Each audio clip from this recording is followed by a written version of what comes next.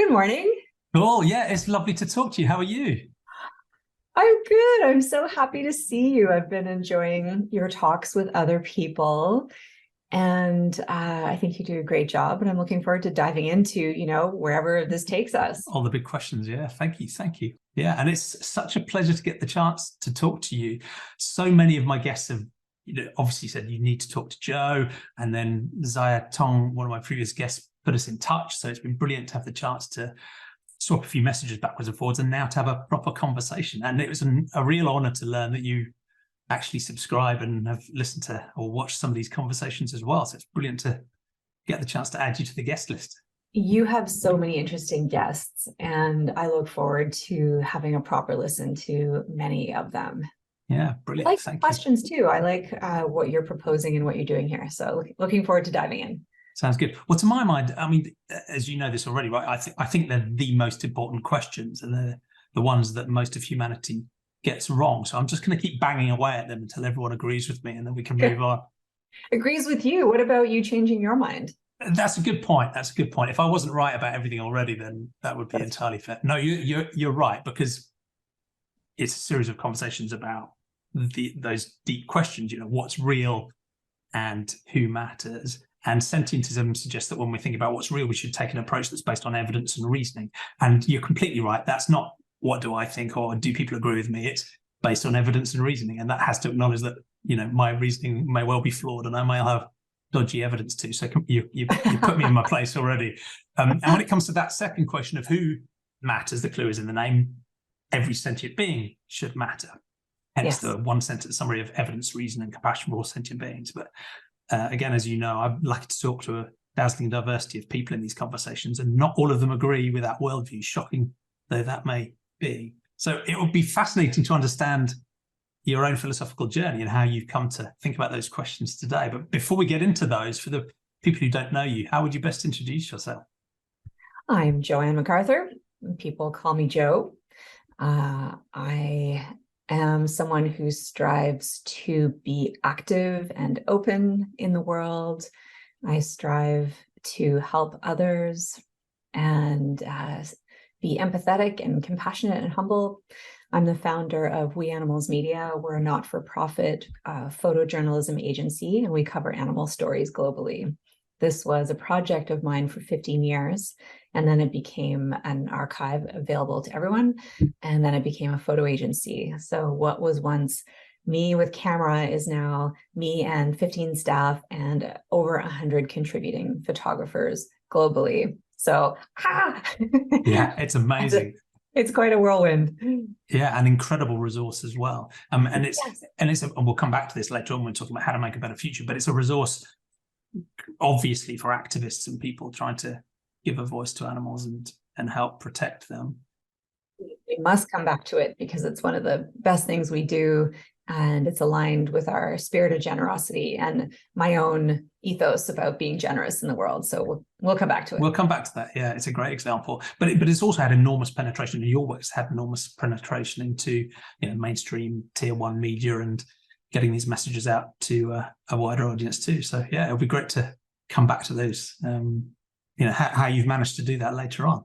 But let's start with these big, crazy philosophical questions. And the first one is, what's real? Easy question, I know. And many of my guests tend to answer it, but you can go wherever you like. They tend to answer it by talking about whether they grew up originally in quite a sort of naturalistic, scientifically minded family and social context, or one that was maybe more religious or supernatural or spiritually minded, and how that side of their thinking has changed over time about simply the facts of reality and the nature of the universe and the natural and the supernatural. So you can wind the clock back as far as you like to sort of tell the story and let us know how you think about that stuff now. Great. Okay. Well, my family wasn't very religiously minded. We have a Catholic background. They took us to church once in a while, figuring that we should, know about this.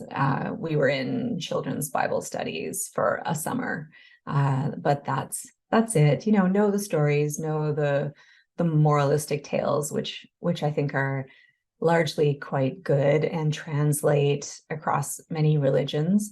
Do unto others, take care of one another. There are a lot of good ideas that have come from various religions, but I am personally atheist, agnostic atheist. I do have feel like I have a very spiritual sense of the world. So did I just completely contradict myself? I don't think so. No. What I love is that everything is interconnected. I love that I am from the earth and will go back to the earth, as will the tree outside my window and everything else out there that's living and dying and working together to break down and regenerate. It's just such a beautiful system that this earth has evolved over billions and billions of years, and I am in awe of that. So if I have a spiritual leaning, it's towards reverence for the earth. And I've always been that way. My dad commented on that when I was a young child. And he said that I seemed like an earth worshiper. Now, whether that had sort of, he mentioned like an indigenous ideology, and perhaps it's a pagan ideology as well. I think those things are true of me. But, I go through the world in awe of what is around me. And as it is said, you protect what you love. And I do, love the plants in this room and the trees and the birds in the trees and the old dog I adopted and other people. So perhaps that reverence is what has led me to being a full-time activist for others. Yeah, thank you. That's a lovely story. And let me drag you back to the first part of it. So as you were growing up in a gently sort of Catholic background, and you had some exposure to those things through the church and through the classes, and you picked up, the generally positive golden rule type ethics stuff, which you valued. How did you make that transition? And what was it like actually encountering the supernatural bits of that? Right, there is a God, there's a heaven and hell. Do you remember how you thought about that stuff? Was it always something you thought you just put out of your mind because it wasn't that relevant because you focused more on the values? Was it something you clashed with? What was the journey from that sort of maybe supernatural default to as you said, an atheist agnostic stance, where I presume don't hold the belief that there is a deity, certainly not a Catholic one? Yeah, there have been no clashes. There were no clashes in the family at the time. It just seemed to me that this scientific experiment, which has evolved, is like what holds truest to me. How biology works and how the cosmos works. I just gravitated towards that and being in awe of that. 3 of my 4 parents are very religious now, and it's we don't talk about it very much because we disagree on some major things. They feel that I will go to hell if I don't find Jesus, and so they pray for me. Yeah. And we have a gorgeous, wonderful, close relationship, all of us, but we tend not to approach that subject because I think that if we did, we would just pull apart and find what we already know, is that we disagree on these things, but we can still love one another despite that. Yeah, thank you. So it sounds like on the sort of epistemology, the supernatural worldview, that just sort of, I guess, faded away a bit because a more scientific way of thinking just became more convincing and more compelling to you. But of course, there's that disagreement there with the family too.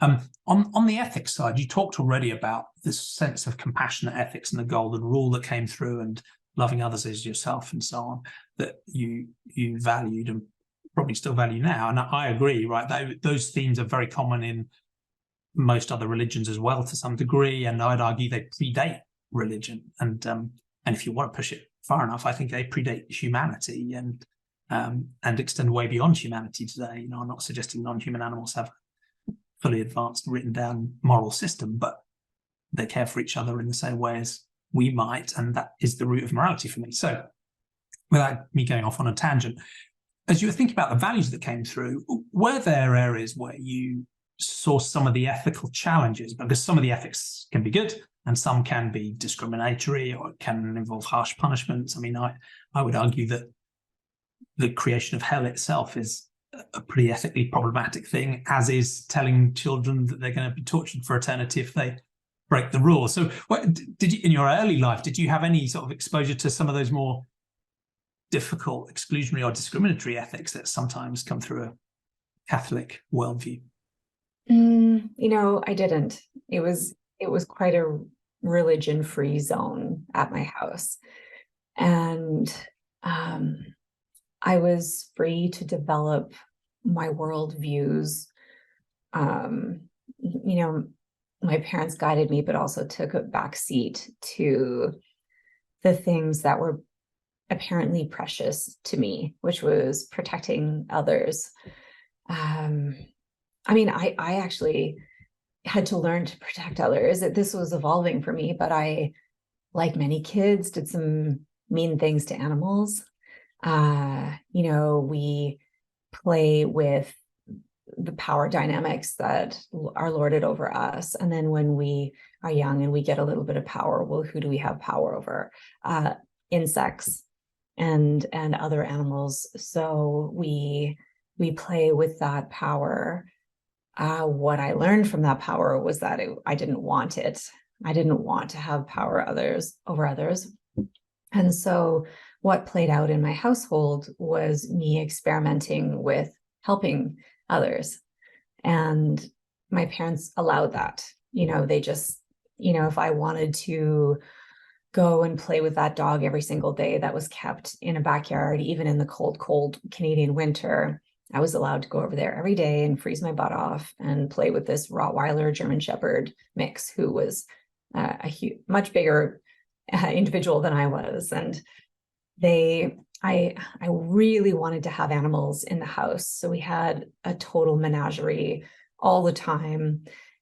But I liked birds, so I would want to buy a bird. I would never buy a bird now. I've adopted dozens and dozens of birds in my life, but they bought me a budgie, but I didn't like that the budgie was in a cage. So they allowed me to have the bird flying around my bedroom and flying around the bathroom. And, after school, I would just go home and let the bird out in the bathroom. And I would sit on the counter with my knees pulled up and just interact with the bird and watch the bird and feed the bird and talk to the bird.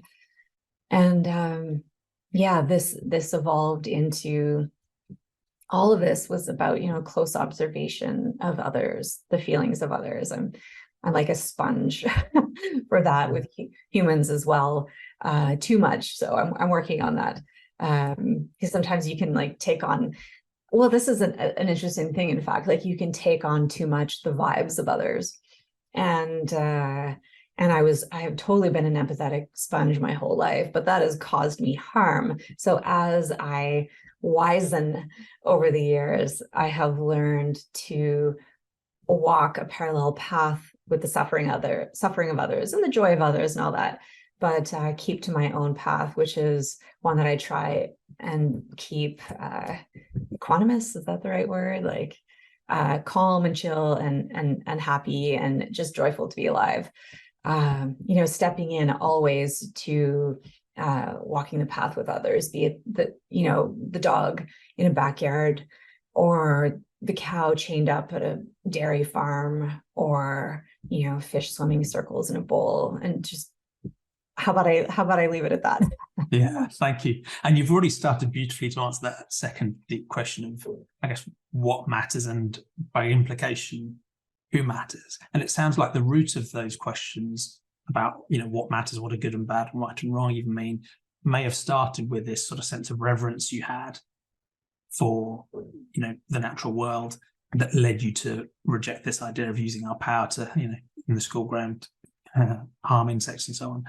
But that reverence is a distinct thing from what you were then talking about, which is this question of empathy or sympathy or an actual identification with the experiences of another. So How do you think those things relate to each other? Because there are many people who feel a sort of generic reverence for nature, but struggle to identify with individuals that might be suffering. And there are other people who are, strongly identify with the experience of others and their joys and pleasures, but don't feel this broader sense of a reverence for nature. Do you have a blend of the two, or did it shift from one to the other, or how do you think those things relate to each other? With an awareness, I'm looking out at the tree right now. This tree outside of my window, I have a huge window in front of me, and it's like the squirrel highway, I call it. And they're just going up and down. It's lovely. And it's, making me come back to interconnectedness. And what I was mentioning earlier about bullying and power, we are always, and I am always certainly a work in progress in terms of that, and humility, and, being aware of my place of privilege and the power that I do have, and using that well and keeping it in check, and always remembering that we all help each other in this ecology when we're living and dying and growing and decaying. I mean, just this tree in front of me, it will fall and it will decay. In a natural world, it'll probably get cut down and scooped off the sidewalk. But, in natural systems, things age and they decay and they feed everything around it. And then that allows others to grow. And I just really keep that idea at the forefront of everything that I'm doing, because it reminds me of the importance of all of the living things around me. So I perceive that this tree and that squirrel and that bird all have great value, because they're contributing to the generation and regeneration of this living planet. I really like the way you describe that, because again, there are some people who I think focus so strongly on the individual that those individuals can then seem sort of disconnected from everything else.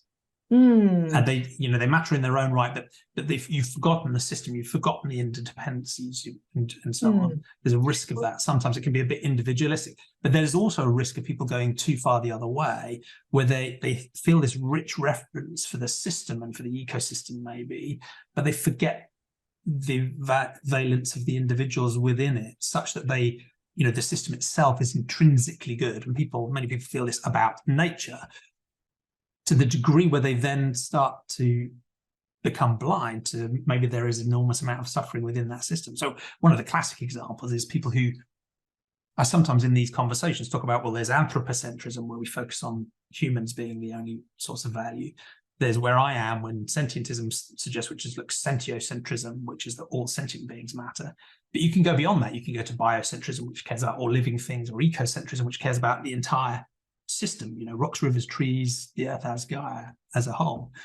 And one risk I see with some people who go to those more ecocentric stances, which links to your sense of reverence for the interdependent system, is that sometimes those people can end up in a position where they say, well, we're all part of a natural system that is rich and interdependent. We as humans should have humility, and we need to play our part in that system and not try and shape it or drive it in a particular direction. We've evolved to a certain point on the food chain as part of the circle of life. Life consumes life, and so I'm going to have my burger.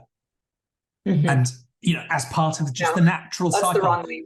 Well, and I agree, and that's partly why I like the way you put that, because it feels like you do feel that reverence for the system as a whole, but you also have that rich empathic connection with the individuals within it, which I think is the safeguard against the problem I just sort of caricatured. Yeah, well, individuals matter to themselves. We strive to live, and we strive to live free from harm. Sentient beings shy away from fear and stress and violence, and we see that across the board. It's apparent. It's not anthropomorphism to say that others, shy away from pain and violence. It's it's just common sense and it's common knowledge now. We shouldn't have had to prove it through science, but we have. Like, come on. And you know, when one is alive, isn't it, you know, we know the joys of, you know, looking after ourselves and those around us and experiencing joy and doing our best to be healthy and happy. And I love this motto from Edgar's mission. It's a sanctuary in Australia, and it's, if we could live happy and healthy lives without harming others, then why wouldn't we? And I find that quite irrefutable. And we know that we can eat healthily without eating others. I'm not talking about remote cultures who, you know, have a much more egalitarian involvement with other species and animals, and when they kill animals because they need to in order to survive, and all of this. I'm not talking about that. I focus a lot on industrial farming and the individuals in industrial farming, the number in the billions. Their lives are hidden. That's what I do as a photojournalist. Animal photojournalist. I document their lives so that we can see and remember that they are individuals just like the dogs and cats are in our lives, and the squirrels on the squirrel highway here outside my window. These are animals who, like every animal, prefer safety and comfort and to be free from violence. It's just baked into how we and they have evolved. I think ultimately that's what sentience and consciousness and these feelings evolved for. And I've been lucky to talk to some amazing scientists and philosophers who are working on exactly that topic. So there's people like Walter Veet and Mark Solms, who wrote Hidden Spring, and their sense of it. And there's still scientific disagreement, which is that the capacity to feel things, you know, essentially evolved because it was adaptive for any, you know, the simple animals maybe in the Precambrian to go towards the good and away from the bad. And you can see why that's a sort of evolutionarily useful capability to have developed. So I agree, you know, of course you can take anthropomorphizing too far, but actually we do have an enormous amount in common. And the science is just really clear, right? The evolutionary science is really clear. And the science of what we are as animal beings in the world today is really clear about those commonalities. And the way I did a sort of thought experiment as part of thinking about what would a sentientist world look like.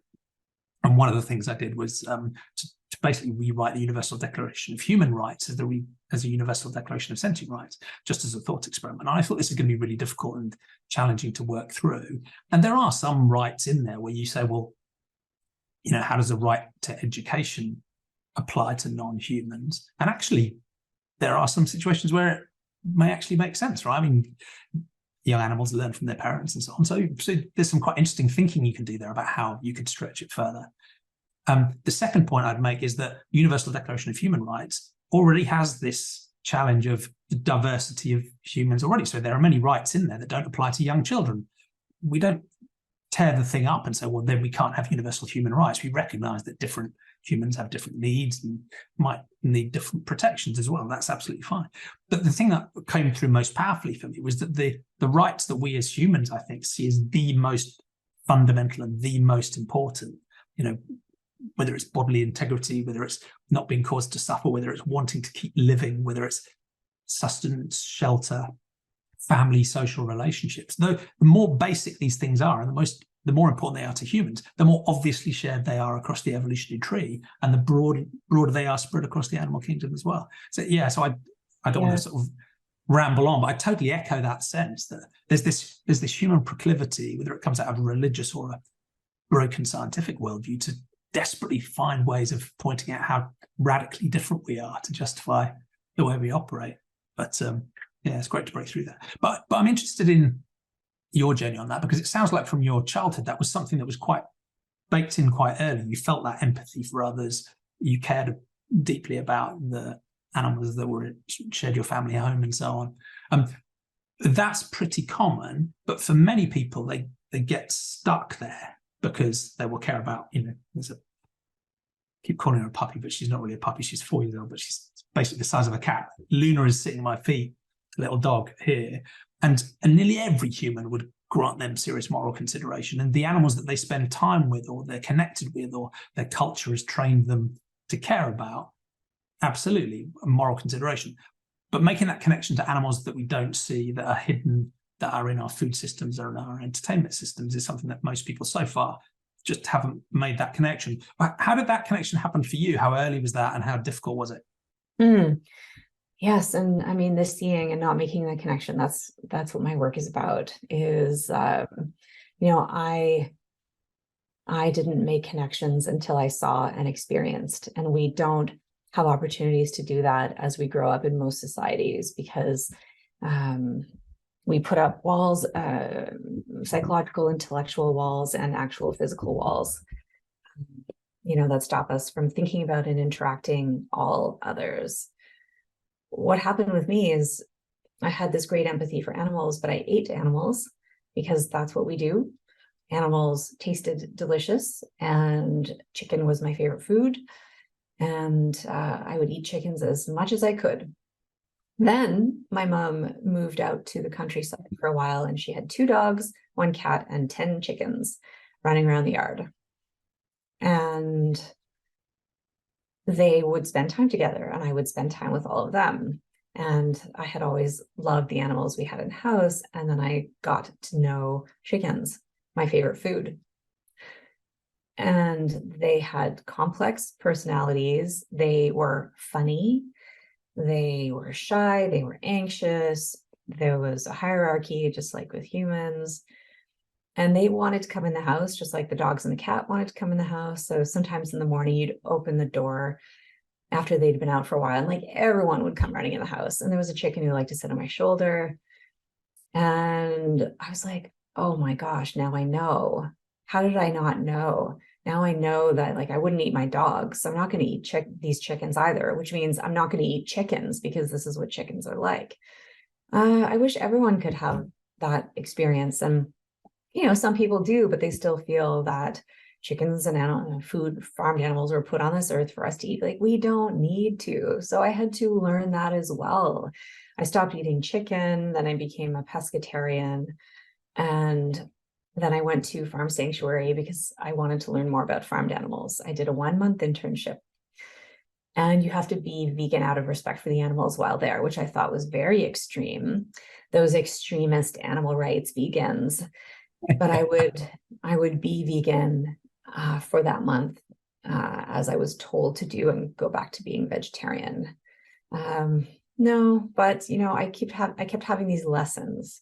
I kept seeking information. The reason I went from pescatarian to vegetarian was I saw a film called Sea of Slaughter about fish farming. Oh my gosh, it was just this like PBS sort of low quality nature of things, maybe documentary, I don't know, but I sought out the information. I couldn't help myself. I wish other people would as well. I wish that people knew that change is never as hard as it seems. My change from stopping eating my favorite food, chicken, to not eating them, like, when you make changes that benefit others, it feels good. And I find that the feeling good and the alignment intellectually, morally, spiritually, ethically, etc., is better, much better than this feeling of like, I've had to give up something. And so, back to the farm sanctuary thing, I had to be vegan for a month. And then after 24 hours of being vegan, I felt so intellectually, psychologically, emotionally, morally aligned that I felt thrilled. It was that clear. And I also felt like dread, because I thought, how am I going to fit into society? But society is based on culture, and cultures by definition change and evolve. It takes time. We're in that right now because there's a lot in our societies that are pointing towards moral changes and ethical changes about how we treat others. The more we learn about the sentience of others, the more we understand that we can't stuff them into cages. We can't hang them by their legs, slaughtering them and letting them bleed out. We can't rip their bodies apart. in the first few weeks of life with ear tagging, teeth cutting, tail docking, tattoos, branding. These are all things that are going to have to change. Yeah, thank you. And when you got back from the farm sanctuary, what was it like socially? And, when you got back to real life and you tried to stick with it, was it easier than you thought, harder than you thought? I had really supportive family members. Yeah. And that's so important. Not 100%, like enough so. And I knew that it was important enough to stick with what I had learned. And so I was willing to put up with a little bit of discomfort. So I can't say it was all roses, but I had a supportive family and I asked for support, and people understood that, this decision made sense. I guess, 20 years into veganism, you still hear the ridiculous bacon jokes, and so on. But more than ever, people know that these jokes have like no foundation and are just, vulgar. There's a feeling of vulgarity to those jokes that feel to me, not just because of my trajectory in life, but seem socially a lot more vulgar than they were before. And it's the same with the treatment of women. It's the same with the treatment of the environment and, other cultures and stuff. There's so many things that you just can't and should never have been able to do, and you can't do anymore. And that's so great, isn't it? I wish things would speed along. Yeah, go faster. Yeah. And it's interesting with the changes in the world, like we're seeing a rise of vegetarianism and veganism and understanding of the sentience of others, but we're also seeing a rise in meat eating because there continues to be a demand for cheap meat. And so things are changing in both ways: more veganism, more vegetarianism, more reducitarianism, but also more meat eating. So there's a lot of work ahead of us. There is. And I think the cultural dynamics are radically different in different places around the world. But, where you are in Canada and the US and the UK and Europe, it feels like there's a real sea change happening, but there's also a very powerful resistance. And some of that resistance is industry and lobbying and vested interest and all that sort of stuff. But more culturally, like you say, it's the jokes, it's the attacks, it's calling veganism extreme. But I even take hope from those, because the nature of the responses to me indicates that the individual is deep down somewhere troubled, right? They know there's something wrong there, and quite often the aggressive responses I think come from that root cause. Deep down, they know there's something wrong. And if they didn't, they wouldn't feel the need to respond in such a robust, aggressive way. But it's why I want humane education as part of every curriculum. And we're slowly getting there. Yeah. I've been lucky to talk to Zoe Weil and some of the people from her team who doing exactly that with the Institute of Humane Education. That's where they're brilliant. All of this starts, isn't it, really, is those social norms. Yeah. I believe and feel deep down in my soul that learning to be a good person must be taught and enforced and reinforced. Let's say reinforced instead of enforced. Yeah. But, it's as important as learning about math, science, and the arts. We can't rely on the adults in our lives to teach us to be the best possible humans, because they didn't have that teaching, and they come with their scars and their bumps and bruises. And so this needs to be like, being a good person needs to be curriculum, and how to do that, and how to revere others, which leads to respecting others. And as I said earlier, you love what you protect what you love. And we are only taught really to protect our little circle of family and friends, if that even, in many instances, we just have like a, protect yourself. Look out for number one. But I'm glad you interviewed Zoe, and I hope everyone hears that interview and reads her books. She has many good books on how to do the most good in the world. Yeah, great thinking. So before we move on to the final question about how to make a better future, I'm interested in how you think about these things from a global perspective, because you've traveled so much, you've seen so many different ways of thinking and so many different perspectives on the animal topic, but also more broadly.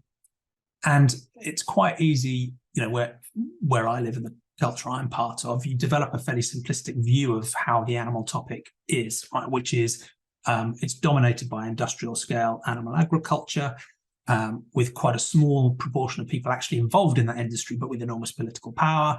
We tend to focus on economic drivers and consumption decisions and boycotts like veganism and government subsidies and how that might enable those industries to shift to a just transition, which technically are pretty simple because plant agriculture already produces way more food for humans than we actually would need if we stopped feeding so much of it to animals. So in a way, there's a culturally and socially difficult challenge there, but technically it's pretty easy, right? We just need to transition these industries across. But in other places around the world, and I've been lucky to talk to many people who understand the context in different African countries or in different parts of India, it's a radically different position, because there the use and exploitation of animals is often much more grassroots. It engages a much higher percentage of the population. You know, this isn't a small industry, it's something that enormous numbers of people are doing.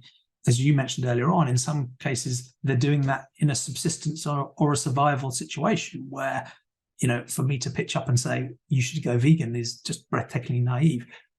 But at the same time, the harms being done are very real, right? They still are. And I find it heartening that there are many people within those communities who see that and are trying to drive compassionate changes within those parts of the world as well. But how have you come to think about the diversity of the nature of this problem? Because it's not just as simple as it is in Canada, the US, and the UK. There's just so much to talk about there, and I wish that we could. So, but to your question about what I've seen as a photojournalist documenting animal issues in over 60 countries in the last 2 decades, is that people are approaching farming and approaching activism against industrial farming in very different ways and with very different tactics. And we must meet people where they are at. You talked about the breathtaking inadequacy or something of preaching veganism. And, you know, when I became vegan, I was really impassioned by that, and I wanted everyone to go vegan, but I quickly switched course because I learned quickly that it seemed like a big change. I mean, it seemed like a big change to me. It seemed insurmountable before I did it, and that's how people feel. And so listen to people, talk to people, ask them great questions, be curious. An anecdote, because this is how I relate back to the world, the things that I have seen. I came home from an investigation one night in Australia. I had been at a pig farm, came home to my sister's place where she lived. She was just getting up to start her day and go to work. And I stank to high hell, as these places just do. And I showed her the photos on the back of my camera of pigs dying and suffering and living in filth. And she was incensed. She was a meat eater, and she was absolutely incensed by this. And she wouldn't stop talking about it. And then she got home from work that night, and she wouldn't stop talking about what she had seen in those pictures. She couldn't believe it. And I was really like, yeah, okay, great. She's going to stop eating animals. Like, vegans always are like, yeah, I think I've got this person. That weekend we went to a festival, and we got in line for food, and it was like a hot dog stand, and I was going to get a veggie dog. I assumed she would as well, but she ordered a sausage. And I said, Michelle, like, tell me about that. What's going on? Like, I know how much you hated seeing those images. You were incensed by the violence you saw there. So, but you're ordering pig. Tell me about that. And she said, oh, well, I can never go vegan. And people see it as a massive life change, and we're afraid of change, and we're afraid that it's going to change our cultures, traditions, and our very selves, and that we will be ostracized. And it was a really eye-opening moment for me about how people think. And about how people perceive change and how people perceive action, and how messaging from animal advocacy is often a little misguided. It's not hitting the mark because you're not listening to people. We are not listening to people. We are not engaging in the right kinds of conversation with them. So for me that day, I was like, oh, Michelle, you don't have to be vegan. You must think that I want you to be vegan, but like, you can just stop eating pigs. You don't have to eat pigs. And she was like, yeah, okay. Yeah, like, of course. Yeah. And by the way, she did turn into a vegan animal rights activist. She's like, you got her in the end. You got her in the end. I didn't get her. A friend of mine, just hanging out with her, got her. And she became, like a protesting chef, advocate, vegan. It's so cool. But we all have our own paths. Yeah. Question is like, meet people. My answer is like, meet people where they're at. So what do we do in the future? What does the future hold? One step in front of the other. Meet people where they're at. Be open. Engage them in what they're interested in. Engage them in their thinking, not your thinking. I was working in sub-Saharan Africa recently with activists, and I say sub-Saharan Africa, not the country, for the time being. We're just being protective of the activists and myself, given the work that we were doing. And they, in a couple of countries, they said, Joanne, vegetarianism, let alone veganism, is laughable here for most people. People are trying to claw their way into what they perceive as like a Western middle class lifestyle. And that means more meat eating. Yeah. It's a marker of success. Yeah. So who are we to go in and say like, you can't do that? I mean, no, this is a completely out of touch idea, out of touch with their culture. So, cross cultures, we want to make the world a kinder place. Like, this is quite universal. You ask someone, like, do you want the world to be a nicer place for everyone? Like, generally, yes. So how do you do that? You listen, you meet people where they are. We make kindness a joyful thing, compassion a joyful and empower thing, not a threatening thing. I have felt in the changes that I've made in my life, and continue to make in my life, I have felt threatened by the idea of any upheaval that these changes would create for me. I'll give a very micro example in my life right now. So my dog, who's downstairs, is in his remaining weeks. Maybe he has a couple months, but he can't get upstairs anymore. The stairs behind me, like he's I can't carry him upstairs because he bites. He's an anxious guy, so I have to leave him be. So what I'm going to do is move my bed and my desk where I'm sitting now to the main floor, so I can spend 100% of my time with him in his remaining weeks and perhaps months. And like, up until I made that decision, I felt like that was going to be like a big deal. And I thought, oh, this is also stressful. He can't get up the stairs. It's so stressful. I'm up here. It's so stressful. He's lonely down there. And can I really move my desk and all my things?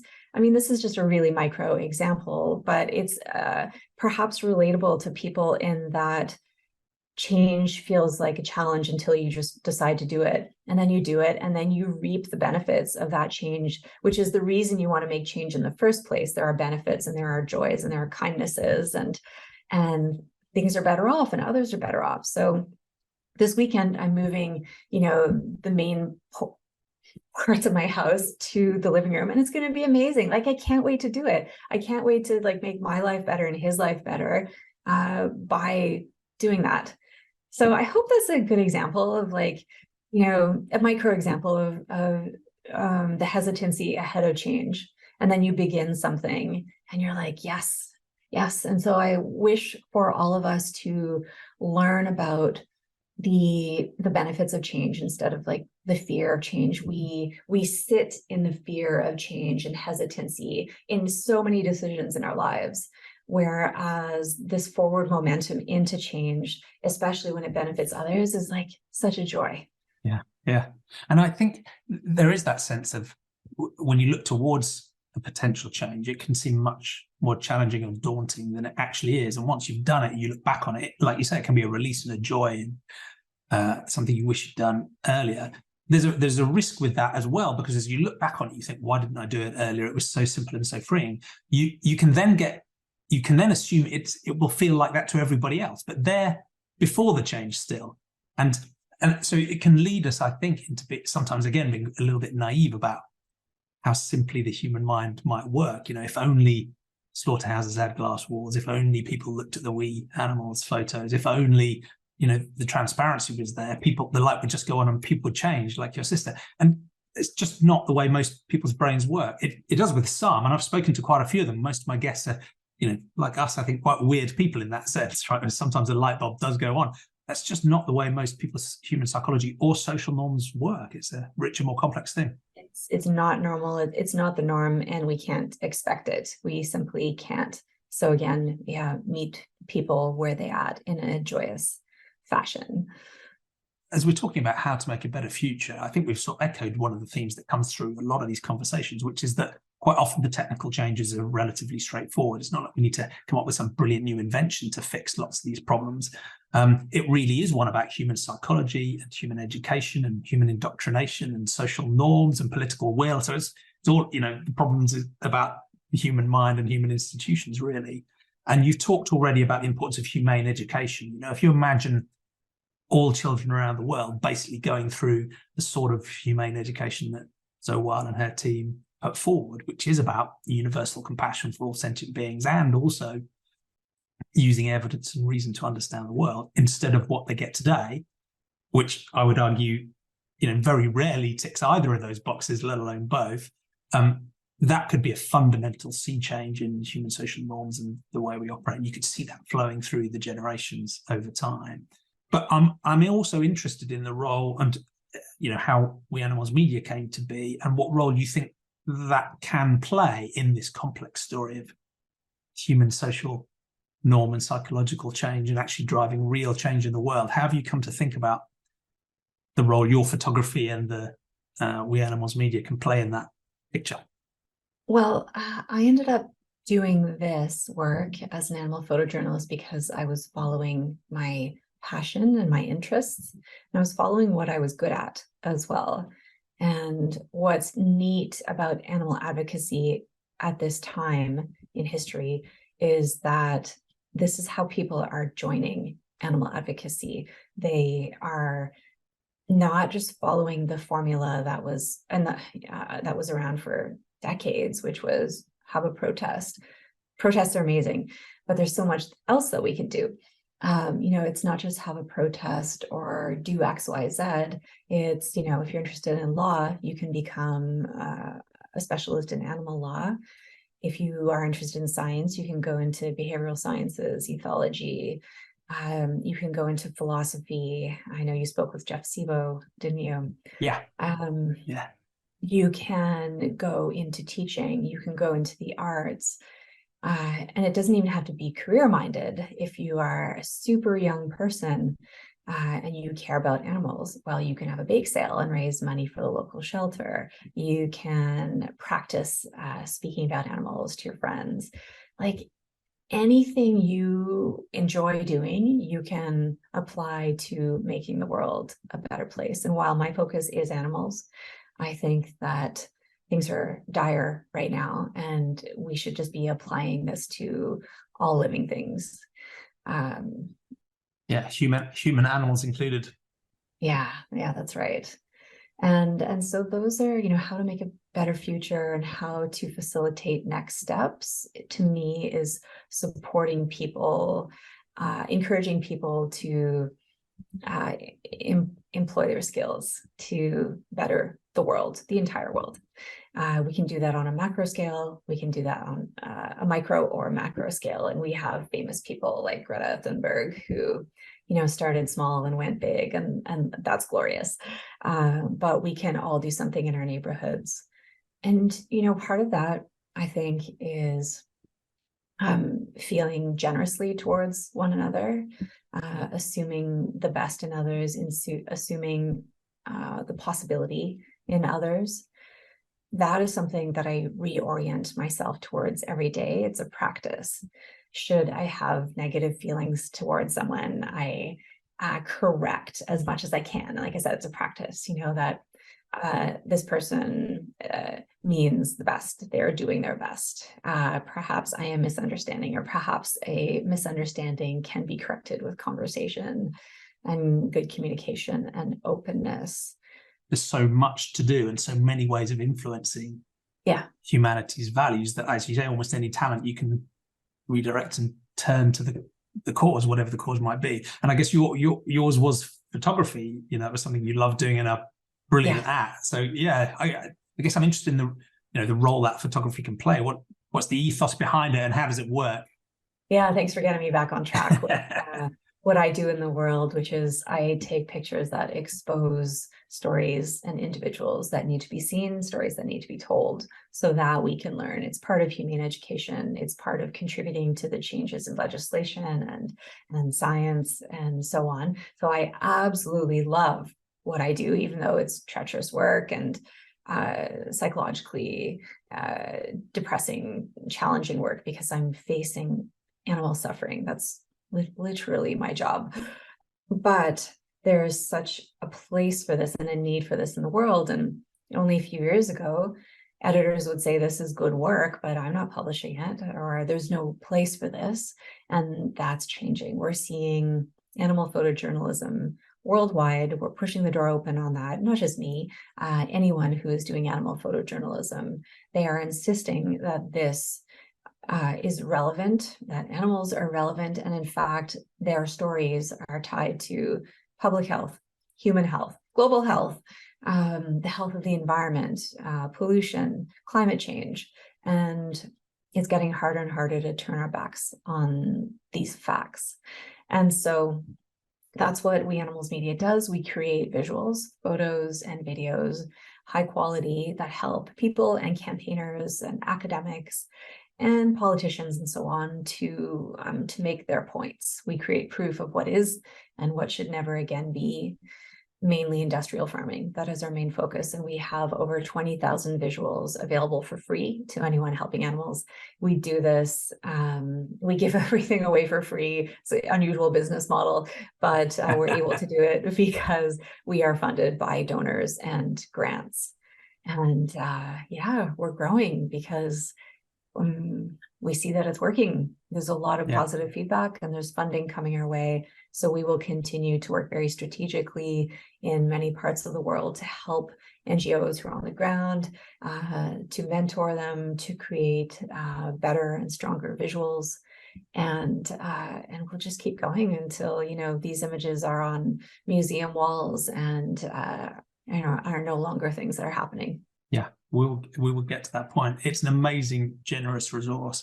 And I agree with your sense that it's breaking through much more into the sort of mainstream culture as well, for a variety of reasons. And you can see that even in tier one media, whether it's New York Times or UK publications, which are not known for their non-human animal friendliness, right? These things are starting to appear. And I'm seeing it, interestingly, amongst some of the European, UK, and global NGO and charity organizations as well, where you will now have an organization that is focused on the environment, bringing up the animal issue, the animal agriculture issue. Or you might even have recently I saw a great example of a social justice organization, which is typically very focused on human issues, organizing a petition against the new octopus farm.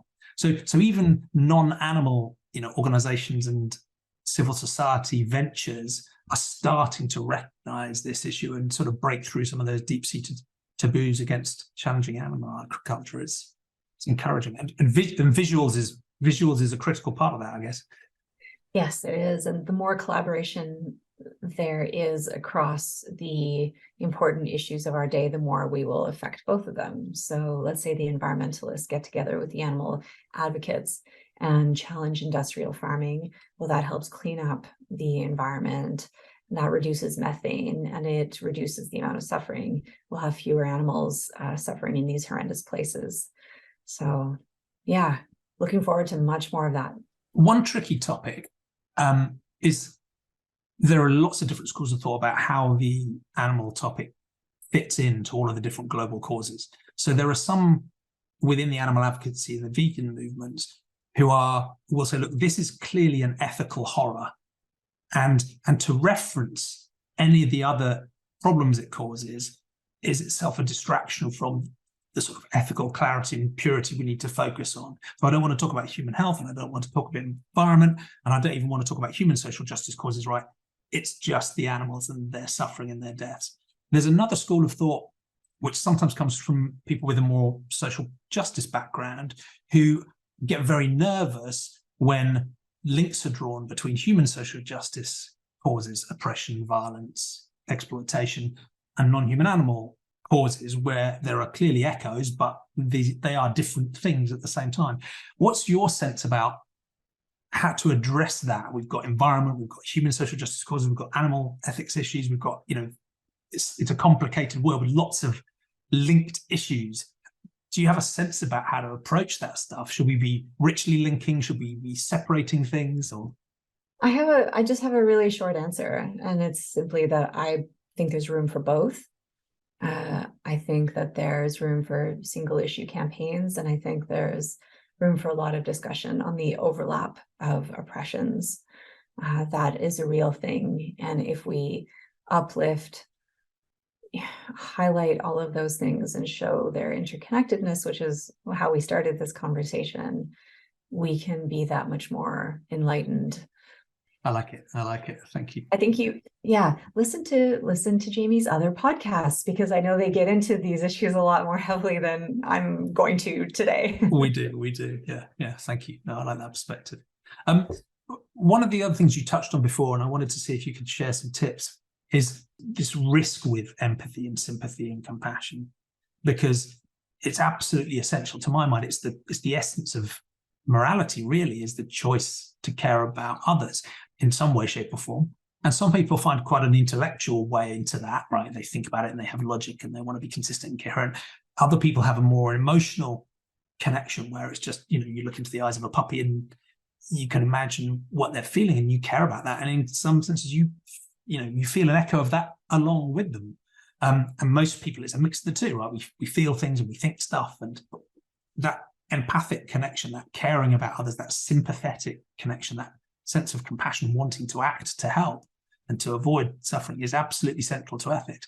But it doesn't come for free, right? Because as you said before, you feel that along with them, and most people will struggle with that to some degree. In a way, it's almost like the vegan trade-off. You feel freed from cognitive dissonance, but all of a sudden you now need to live in a world that feels like it's alien and bizarre and thinks things that are normal that you think are horrific. So there's a psychological challenge there as well. But given your work, I can't quite imagine how challenging that must be. But it does feel like you found a way of holding on to the empathy, but maintaining a sense of joy and appreciation for your own life too. Have you got any tips about how to do that? Because many people struggle with it.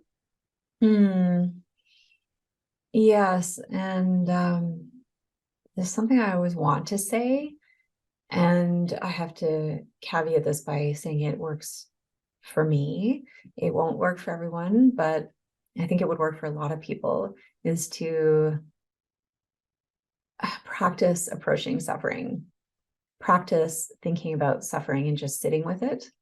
It's a reality of life, and we're all going to experience it in massive ways and micro sadnesses throughout all of our days as well. When we see an animal get run over by a car on a busy road, or we see a micro bullying happening, our instinct is to protect ourselves from suffering and to turn a blind eye. We don't have time to deal with this. We don't have time to feel it. It hurts to feel. But if you sit with these things, you flex, you work a muscle that strengthens and allows you to be in empathy more and more.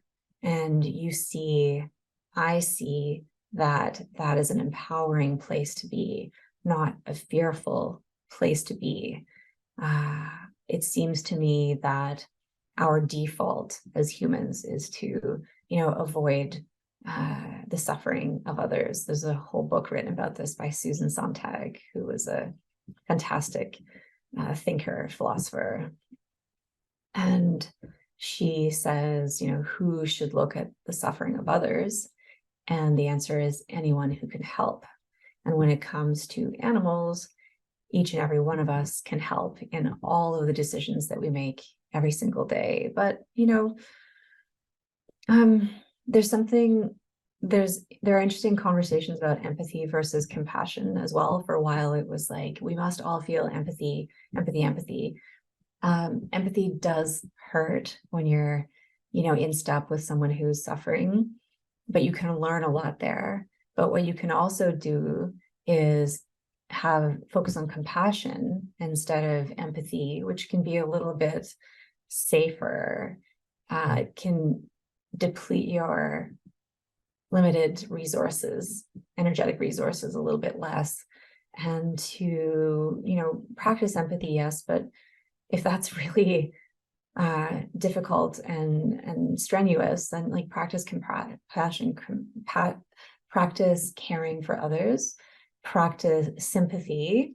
And I think all of these things can lead to a more altruistic way of being in the world. And an altruistic way of being is, putting considering others on par with yourself, which is like a lifelong effort, because of course we're always going to put ourselves first.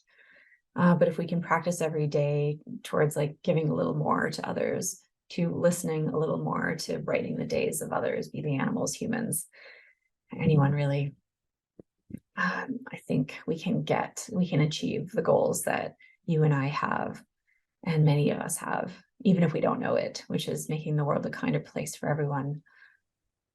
Yeah, thank you.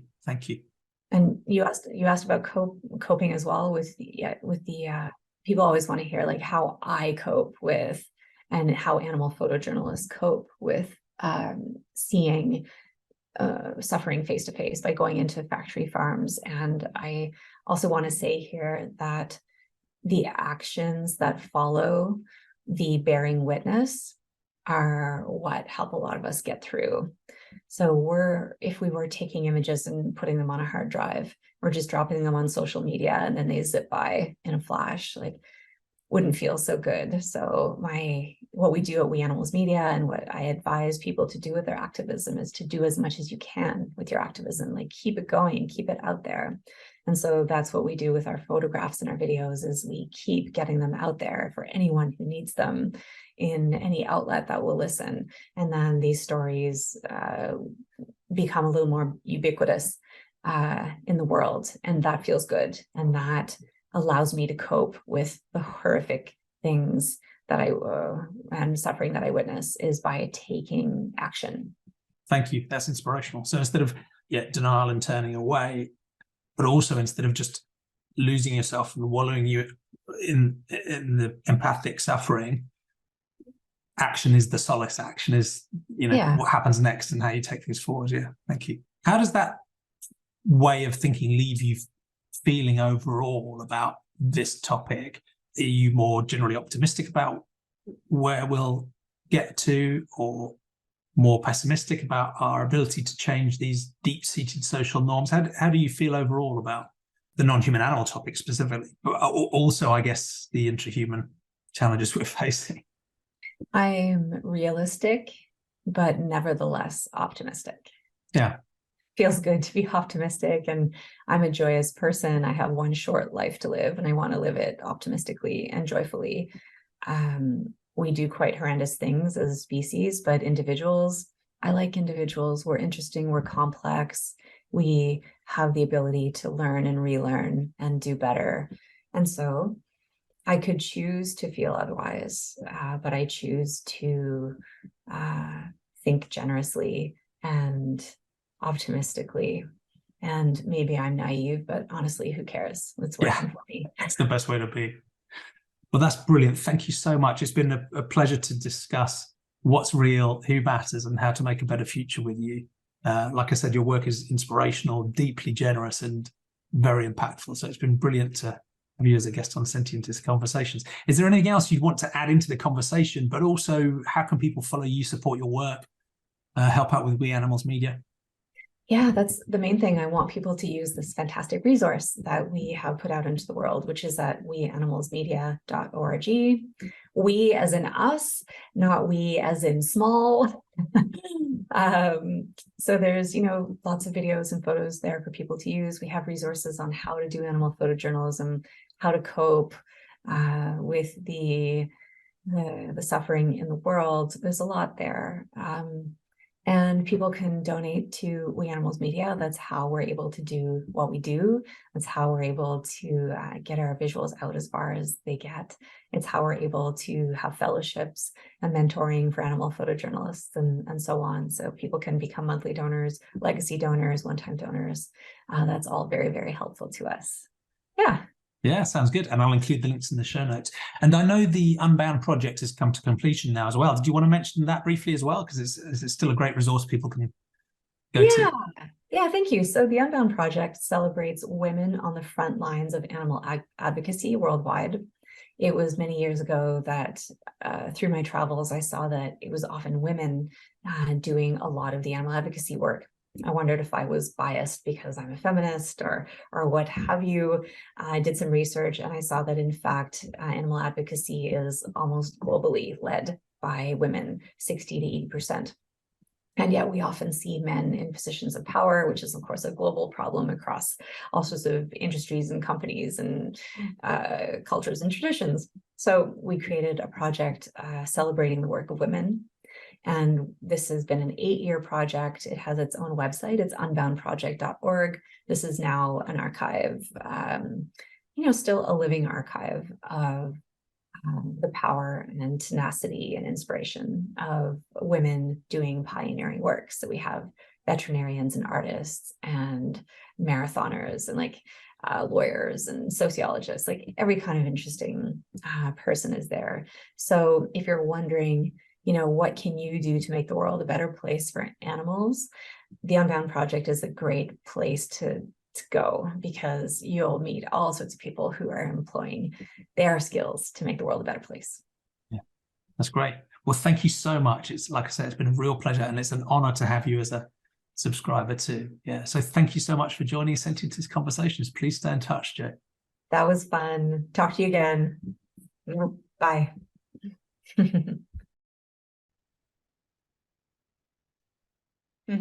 That's a good look. That is a good look.